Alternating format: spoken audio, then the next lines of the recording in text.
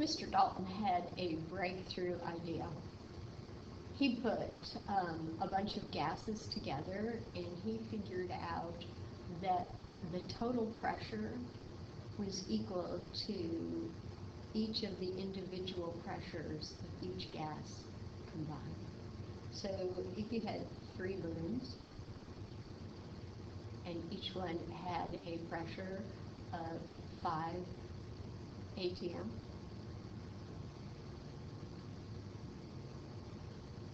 and you took those gases and you put it into a different balloon, the total pressure would be 15 atm. That's great. Okay, let's do a couple problems. Mixtures of helium and oxygen are used in scuba diving tanks to help prevent the bends.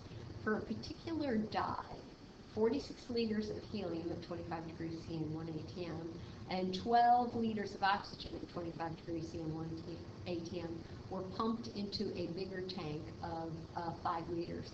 Calculate the partial pressure of each gas and then the total pressure of the tank. Well, this would be like taking 2 of these balloons and adding them to a bigger balloon.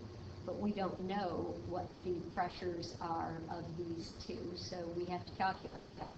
So the helium we can figure out getting Hertner. Well, actually, we can do all using Hertner. So we know that the pressure is 0.1. The volume is 46 liters. We do not know how many moles there are. We do know the gas law constant, and we know the temperature to be 298 Kelvin. And for the oxygen, we know it's 1 atm and a 12-liter container. I guess it's compressed into a smaller volume. We don't know how many moles there are there, and we do know that the gas law constant is 0.018, and it is also at 25 degrees C. So the total number of moles of helium that we have is 1.88 mole.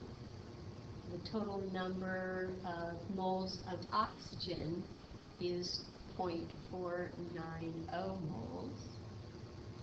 And we do know that when we put it into the other tank, the 5-liter tank, we know this, that the helium has a partial pressure based on its volume, the number of moles, the gas law constant, and it is also at 298 Kelvin. So the partial pressure of the helium is 9.3, and in the tank, this is helium, so this is oxygen. And in the other tank, the partial pressure due to the oxygen, still it's the 5-liter tank. Remember, each one of those gases will occupy the entire space.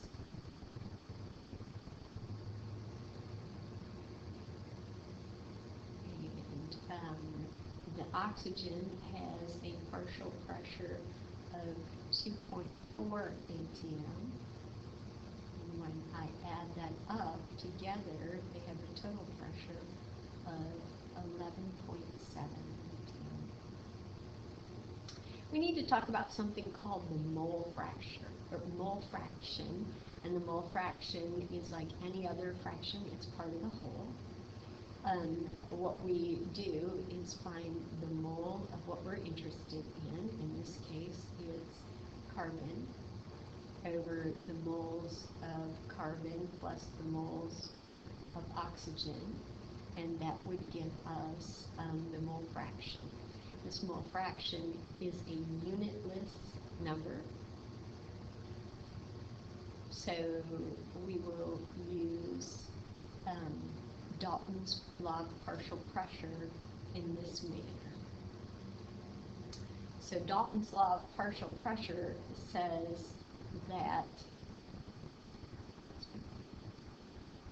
the pressure due to any gas is equal to its mole pressure, or mole fraction. Mole fraction has the Greek letter chi, times the total pressure. So calculate the partial pressure of oxygen is equal to 156 torr.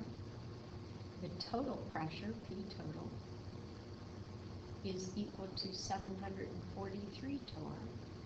We need to find, using this equation, the mole fraction.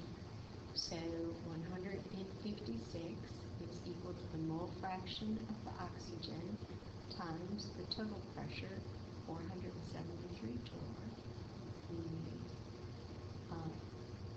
The mole fraction of the O2 is 0.215.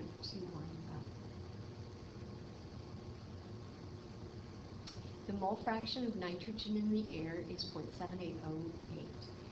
Calculate the partial pressure of N2 in the air when the atmospheric pressure is 760 torr.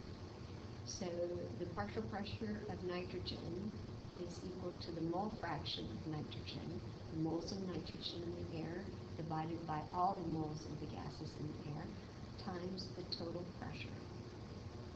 So the P of nitrogen, the pressure of nitrogen, is dependent on its mole fraction, 0.7808, times 760 torr, which gives us 593 torr. In the lab, it is very hard to capture when one of your reactants is gas.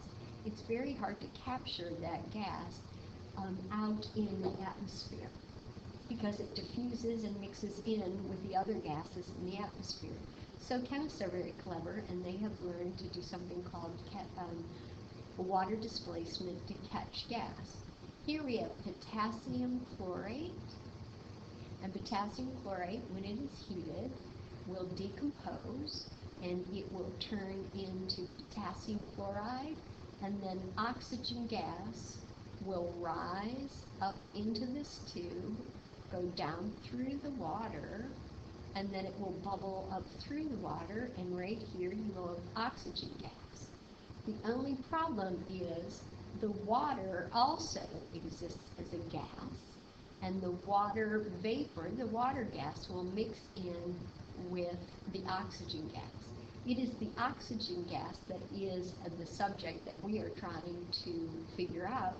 What you have to do is use a chart, thankfully, from at every temperature someone has measured the pressure of water vapor, and you can just subtract off the water vapor pressure and figure out just what you need, the thing that you're looking for.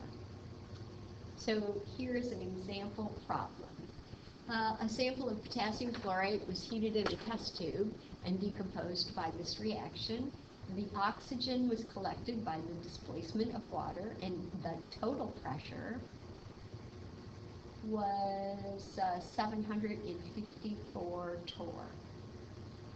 You can look up in a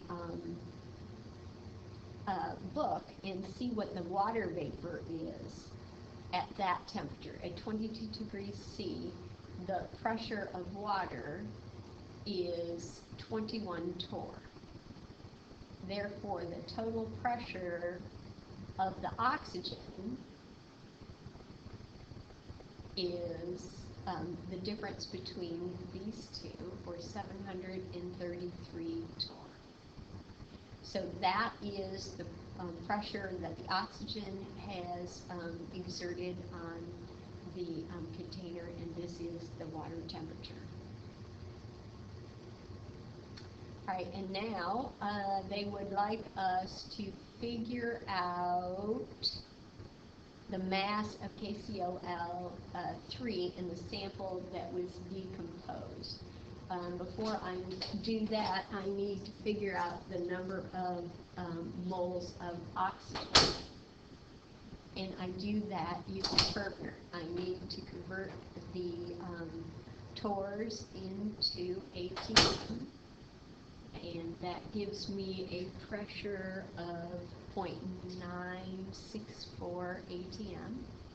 Using Pertner, I can find the number of moles.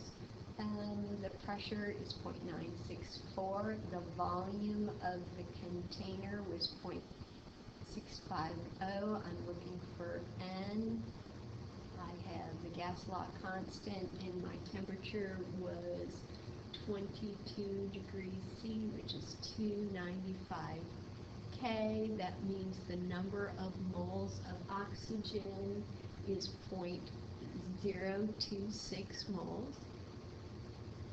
And now I can do a stoichiometry problem. I would like to know the number of grams of KClO3 that was decomposed to give 0.026 moles of oxygen.